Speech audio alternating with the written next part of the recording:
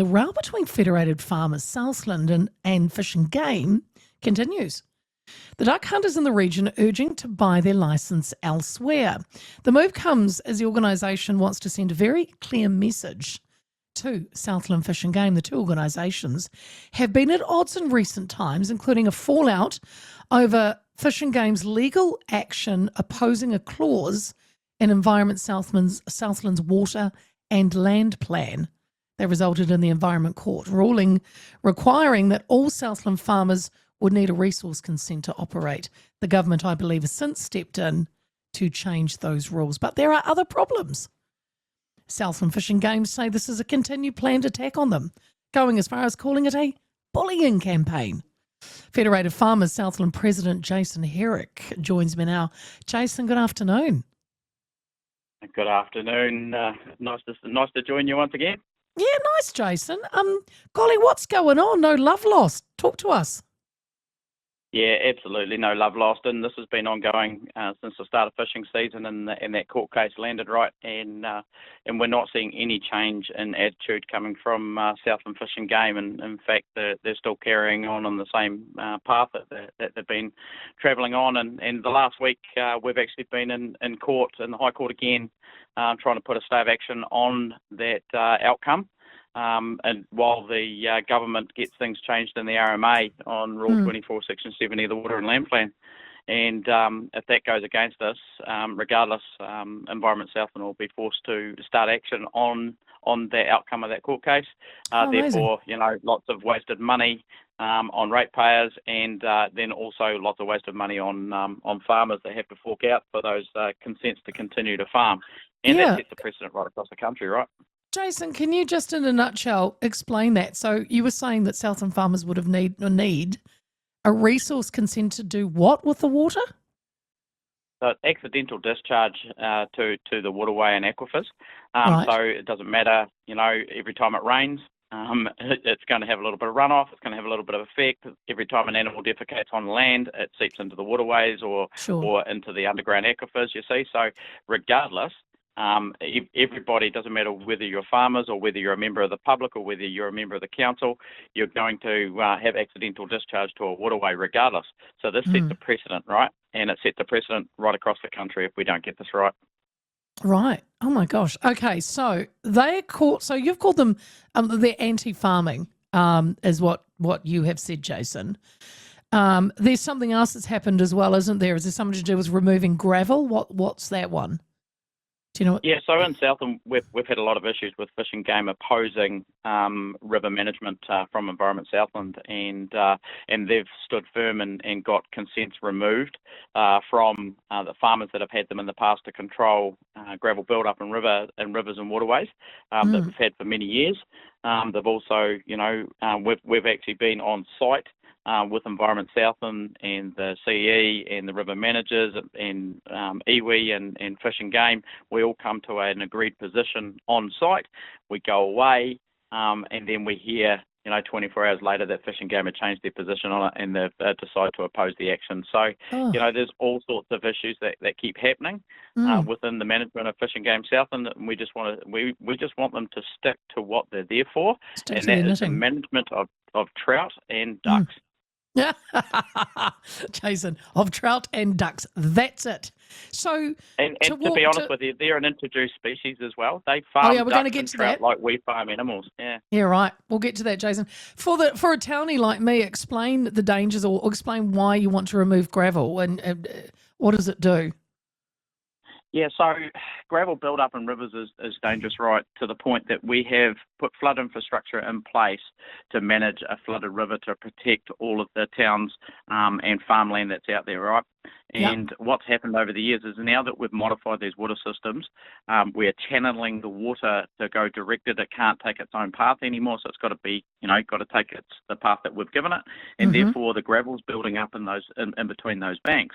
And it's reached critical points in certain pinch points on the river. And in 2023 September, we had some rivers in Southland that reached all-time river highs. So the rivers reached their record height ever, but they were nowhere near record river flows. So the reason for that is the amount of gravel built up in the river was pushing the river height up, But, Yes. if we Wasn't had moving. river rainfalls of 1978 and 1984, I don't think that the rivers would handle it. Right. So normally farmers you'd remove the gravel, right? And then relieve it. But you're saying Yeah, that so you could, Fish and yeah, Game there's wouldn't two allow options. farmers to do that.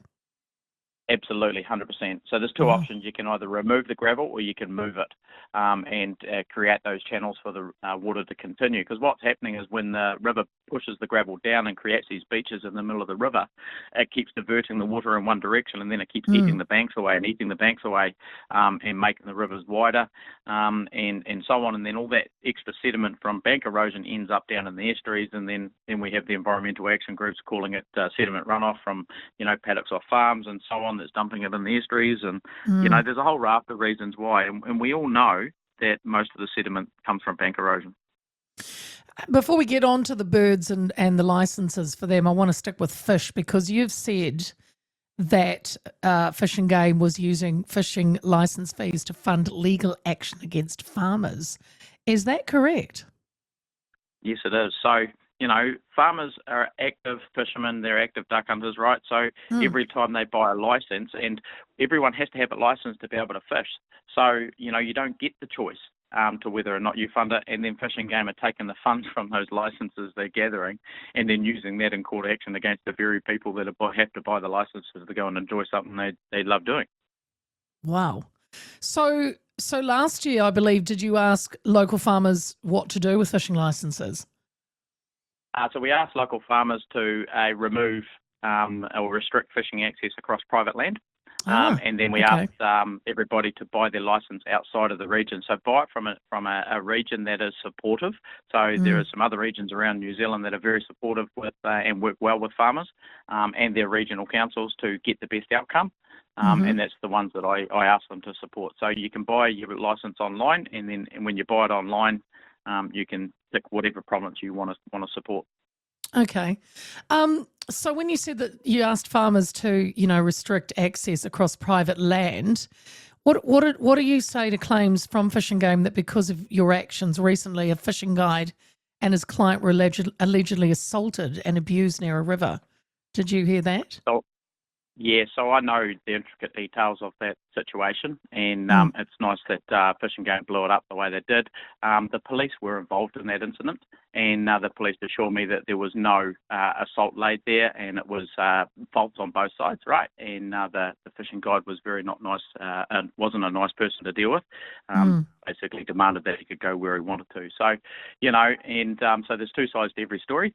Yes. I don't condone violence whatsoever, but there's one altercation that has happened, and that's been dealt with properly through the right channels, and the police assure me that there was no assault there, which is great news. All right. Well, good to hear that. The latest boycott, what is it, Jason? You're encouraging Southland shooters, not just farmers, to buy their licenses from where? Yeah, same deal as a fishing license. So you can you can go online and buy your license online, and just choose another province. And the two provinces that have been said to me that are working really, really well with farmers and regional councils are actually the Greater Wellington area and the Hawke's Bay in the North Island, and that should set a good example to the rest of New Zealand on how well to work with one another to get the best result, because we all want the same thing. We've just got others going other ways, doing it other ways to get it. Obviously, you're not advocating for hunters to not get a license. No, we don't want people to operate illegally, right? But if people, because duck hunting or opening weekend is an absolute ritual in Southland. Okay, it's a way of life. It should have its own public holiday, and we understand that because I indulge in that weekend as well. It's a bit of a social gathering, and a lot of people see it just as a social gathering. So if you weren't that way inclined and you didn't mind not shooting ducks and you just wanted the social atmosphere, go for it, 100%.